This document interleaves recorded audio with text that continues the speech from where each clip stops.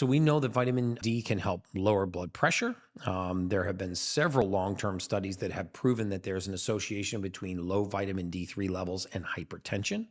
And until recently, it wasn't known if being deficient in vitamin D actually led to hypertension, but a large genetic study that involved more than 150,000 people revealed that low levels of vitamin D, in fact, cause hypertension. And this study, in particular, those who had the highest levels of vitamin D had lower blood pressure. And it was demonstrated that by increasing vitamin D 10%, it led to a concomitant decrease in blood pressure of 10%.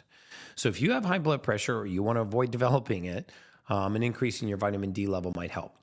It might reduce even the risk of heart disease. Now, some of the studies are non-causal, meaning they couldn't link the low D3 directly to heart disease, but there's an increasing number of studies that have indicated that deficiency in vitamin D is a risk factor for developing high blood pressure, heart disease, congestive heart failure, peripheral arterial disease, which is a condition of the peripheral arteries of the system, and even increases the incidence of stroke and heart attack.